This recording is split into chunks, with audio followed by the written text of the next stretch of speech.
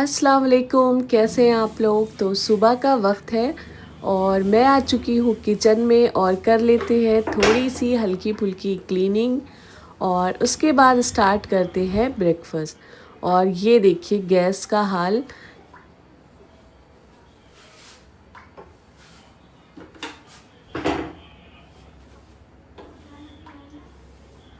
तो रात में ही मैंने चने भिगो के रख दिए थे। और अगर आप एक रात पहले ही डिसाइड कर लेते हैं कि सुबह ब्रेकफास्ट में क्या बनेगा तो बहुत ज़्यादा इजी हो जाता है फिर। और टाइम भी बहुत सारा बच जाता है क्योंकि बनाने से ज़्यादा सोचने में टाइम लगता है कि ब्रेकफास्ट में, डिनर में, लंच में क्या बनाऊं। तो इस तरह एक रात पहले ही प्रिपरेशन कर लेना चाहिए। और ये देखिए चने काफ़ी अच्छे से पूरी रात भीग चुके हैं और अब बस इनको बॉईल करना है। और जिस दिन ये चने या दलिया ऐसे सिंपल सी चीज़ें ब्रेकफास्ट में बनती है तो बहुत इजी हो जाता है और बहुत सारा टाइम बच जाता है। और जब तक चने बॉयल होंगे मैं कर लूँगी लंच की तैयारी। तो इस तरह से मैनेज करके काम करने से हमारा बहुत सारा वक्त बच जाता है और बहुत ही अच्छे से सारा काम हो जाता है। कोई जल्दबाजी नहीं होती। और एक दिन पहले ये सोच लेना कि ब्रेकफास्ट और लंच और डिनर में क्या बनना है तो आधे से ज़्यादा काम तो यहीं पे ख़त्म हो जाता है। तो बस मुझे पता है लंच में क्या बनना है तो मैं सब्ज़ी छील के रख दूँगी। बस मुझे सब्ज़ी फ्राई करना होगी और रोटी मेरी बेटी बना लेगी। तो इस टाइम को यूटिलाइज़ करते हुए मैं लंच की तैयारी कर लूँगी। तो एक पंथ दो काज वाला काम हो जाएगा। ब्रेकफास्ट भी बन रहा है और लंच की भी तैयारी हो जाएगी। तो इसी तरह से हम हाउसवाइफ को स्मार्टली वर्क करना चाहिए तो बहुत सारा टाइम हमारा बच जाएगा। तो बस सब्ज़ी कट करने से पहले ग्रीन चिली और अनियन को भी कट करके रख देते हैं क्योंकि जैसे ही चने बॉयल होंगे मैं उन्हें फ्राई कर दूँगी। तो बहुत इजी होगा अगर अनियन और हरी मिर्च कटी हुई रखी होगी। और ये देखिए सब्ज़ी वाले बहुत ज़्यादा छोटी छोटी अनियन दे के गए हैं क्योंकि मेरी बेटी ने ली थी तो बच्चों को इतना ज़्यादा तजुर्बा नहीं होता।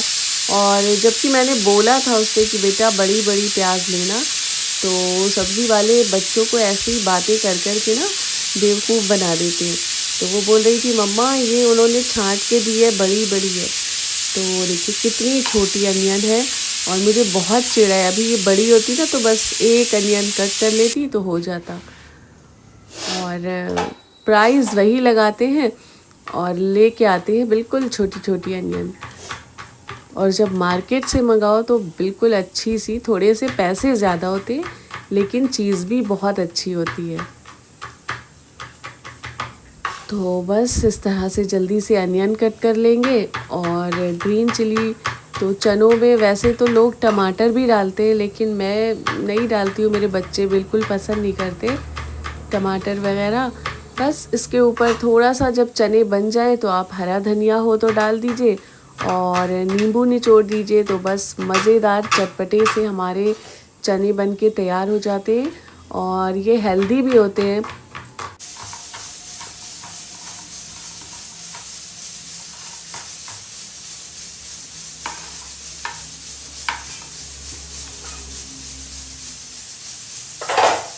तो बस हमारी सब्ज़ी भी कट गई थी इस बीच और देखिए चने भी बिल्कुल अच्छे से पक गए।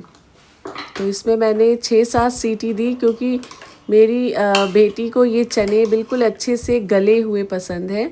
तो वो कहती है मम्मा अच्छे से इनको गला लिया करिए। और इतने गर्म है कि मैं एक चना तक उठा नहीं पा रही हूँ। लेकिन ये देखिए इस तरह से जब गल जाते तब मैं इसको फ्राई करती हूँ। और मैं सोच रही हूँ चने मैं तो अभी ब्रेकफास्ट करती नहीं हूँ, हस्बैंड को दे दूँगी। उसके बाद दोपहर की सब्ज़ी भी बना के रख दूँगी।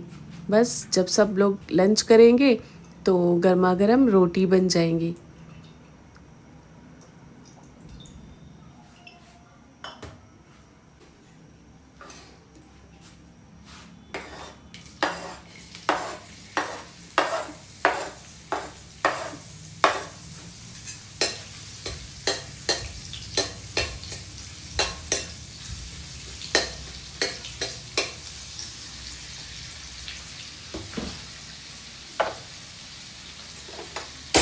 और अब बनने को रख देते हैं चाय, क्योंकि जितनी देर में हमारे चने फ्राई होंगे इधर चाय भी बॉयल हो जाएगी।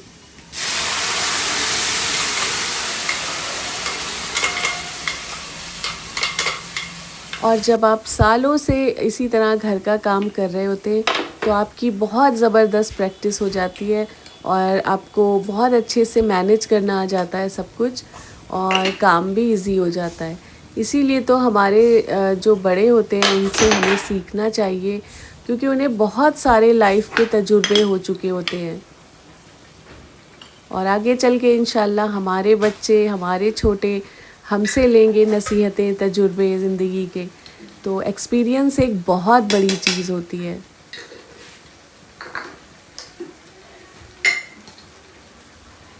और ये सब काम करते ही करते हम सीखते हैं, कोई सीखा सिखाया नहीं आता है इस दुनिया में।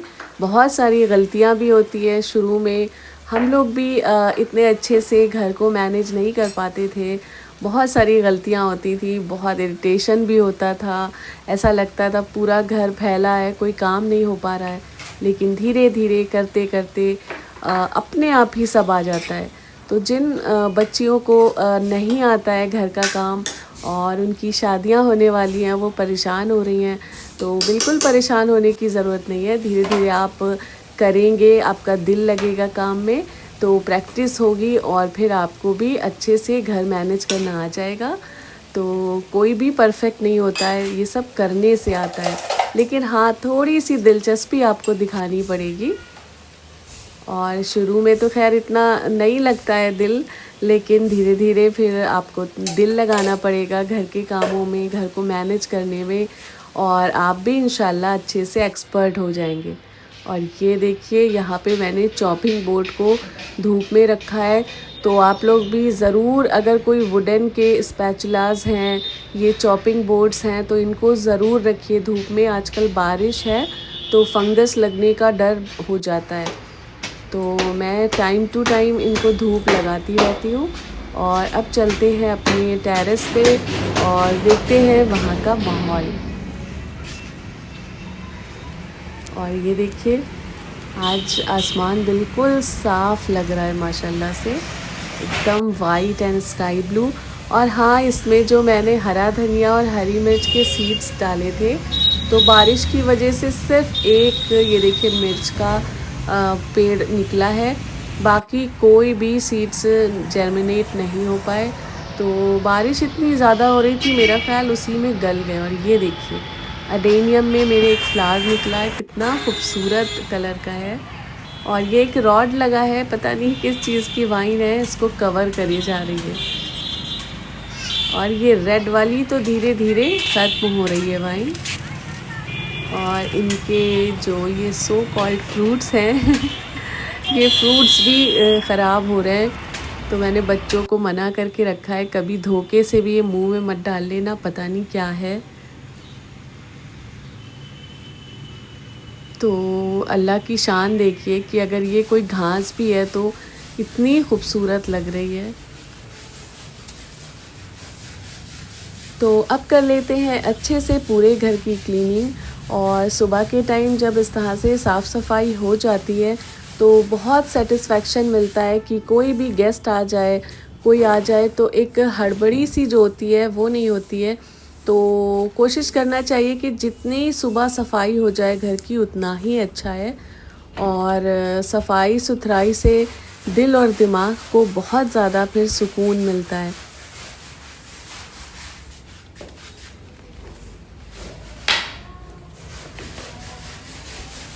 और जहाँ पे प्लांट्स होते हैं, गार्डन होता है, वहाँ पे इस तरह से ग्रीन ग्रास के मैट्स बहुत अच्छे लगते हैं। और ये देखिए कितनी सारी इसमें धूल आ गई है, तो कल इंशाल्लाह मैं इनको वॉश करूँगी। और वैसे ये 10 दिन मैं नहीं धोती हूँ, तब भी ये बहुत अच्छे से साफ़ सुथरे लगते हैं। और दिखने में तो आप 1 महीना भी ना धोइए तो ऐसे ही साफ़ सुथरे लगते हैं, लेकिन मैं 10 दिन के बाद इनको धो देती हूँ, पूरे घर में जितने भी ये मैट्स पड़े हैं। और मुझे ये ग्रीन ग्रास वाले मैट्स बहुत अच्छे लगते हैं, तो मैंने पूरे घर में इसी तरह के मैट्स डाल रखे हैं। इनको डेली मैं इस तरह से झाड़ लेती हूँ और 10 दिन में एक बार ज़रूर वॉश करती हूँ। और बहुत जल्दी ये सूख भी जाते हैं, ड्राई हो जाते हैं, तो बस इजी है। और ये देखिए साफ़ सफाई होने के बाद कितना एक पीसफुल माहौल लगता है, बिल्कुल लगता है घर में कोई है ही नहीं।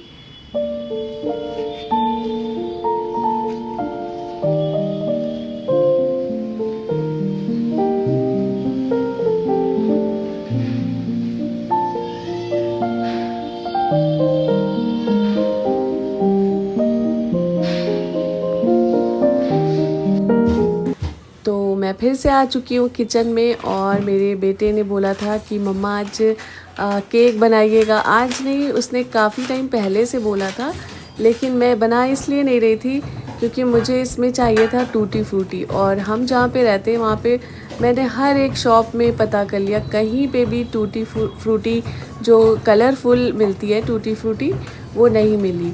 तो मैं सोच रही थी जब मिल जाए, उससे लुक बहुत अच्छा आता है केक का।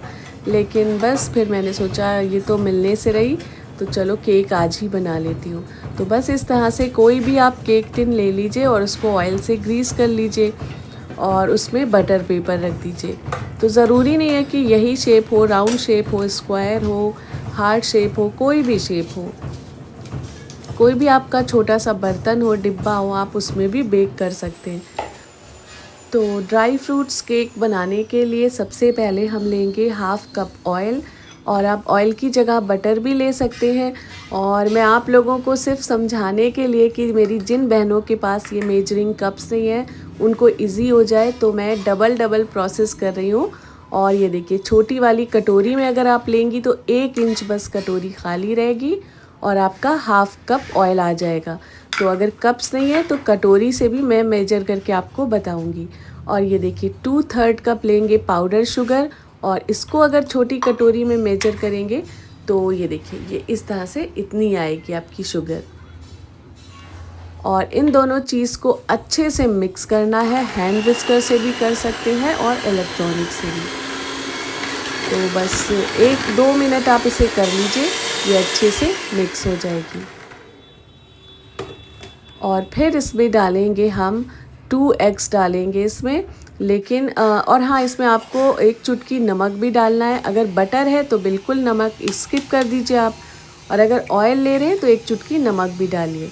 और यहाँ पे डाला है मैंने 1 अंडा, और इसको हम हाफ मिनट के लिए बीट कर लेंगे इस तरह से। और अच्छे से बिल्कुल इसको अगर विस्कर से कर रहे हैं तो करिएगा। और ये देखिए लाइट चली गई, तो मैं रूम में आ गई हूँ ये मशीन लेके अपनी। और फिर यहाँ पे मैंने डाला दूसरा अंडा, और इसको भी 1 मिनट के लिए हम बीट कर लेंगे। आधे 1 मिनट के लिए कर लीजिए, ये अच्छा सा फ्लफ़ी सा हो जाएगा आपका मिक्सचर। और फिर इसमें डालेंगे 1 कप एंड 1/4 कप। तो ये कितना होता है कटोरी में मैं आपको दिखाती हूँ। तो ये है बड़ी कटोरी, तो 1 बड़ी कटोरी भरकर होगा ये आपका मैदा। तो ये मेजरमेंट केक के लिए माशाल्लाह से बिल्कुल परफेक्ट है। तो आप ये ज़रूर फॉलो करिएगा सारे स्टेप्स, आपका केक बहुत इंशाल्लाह अच्छा बनेगा। और फिर डालेंगे इसमें 1 टीस्पून वैनिला एसेंस। आप चाहे तो हाफ़ टी स्पून भी डाल सकते हैं, लेकिन अगर अंडे की स्मेल बिल्कुल नहीं चाहिए तो 1 टीस्पून डालिएगा। और 2 टीस्पून डालेंगे इसमें कॉर्नफ्लावर,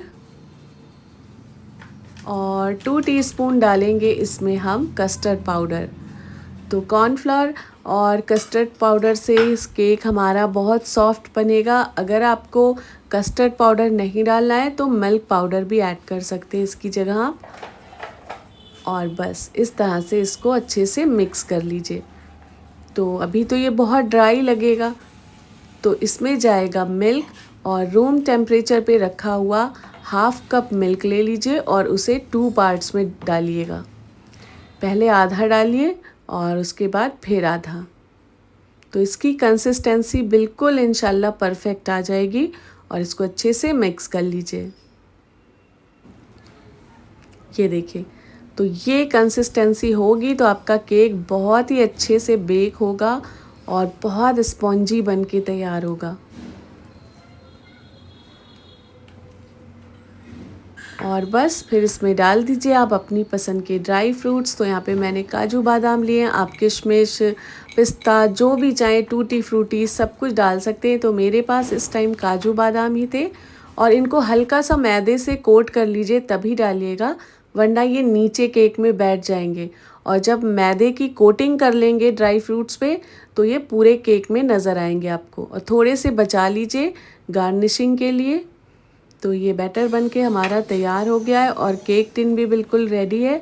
तो अब इसमें हम डाल देंगे। और ओटीजी को मैंने प्री हीट होने को छोड़ दिया था 10 मिनट के लिए 180 डिग्री पर। और आप चाहें तो इसे कढ़ाई में, कुकर में, पतीले में, किसी चीज़ में बेक कर सकते हैं। ये बहुत ही ईज़िली बन जाएगा। तो ओटीजी तो मैंने अभी रिसेंटली लिया है। मैं इससे पहले कढ़ाई में ही इस केक को बेक करती थी और मैं बहुत ज़्यादा बनाती हूँ ये केक। मेरे बच्चों को बहुत ज़्यादा पसंद है। तो बस इसको रख दीजिए प्री हीटेड ओटीजी में। 35 मिनट्स के लिए इसको रखना है 180 डिग्री पे। और दोनों रॉड्स को, ऊपर नीचे वालों को ऑन करना है। और 35 मिनट्स के बाद आप मैजिक देखेंगे, ये केक बहुत अच्छे से बेक हो जाएगा। ये देखिए कितना फूल गया है केक और खाने में तो बहुत मज़े का था, फटाफट से चट हो गया था, बिल्कुल भी नहीं बचा था। तो ये देखिए और कितनी ईज़िली निकल आएगा ये, बस हल्का सा टैप करा और ये बाहर आ गया। तो बटर पेपर को हटा देते हैं और फिर देखते हैं अंदर से इसमें कैसी जाली बनी है। तो बाहर से तो आप देख सकते हैं, अभी मैं आपको कट करके इसके अंदर दिखाऊंगी कितनी परफेक्ट माशाल्लाह से जाली उतरी है। और कट करने से ही इसके टेक्सचर का पता चल रहा होगा कितना सॉफ्ट स्पॉन्जी केक बना है। एकदम ब्रिटानिया केक का टेस्ट आ रहा था। तो आप लोग ज़रूर ट्राई करिएगा मेरी इस रेसिपी को, मज़ा ही आ जाएगा आपके बच्चों को खा के। ये देखिए कितनी अच्छी इसके अंदर जाली पड़ी है, एकदम अच्छे से बेक्ड हो गया ये केक। और ये देखिए टेक्सचर।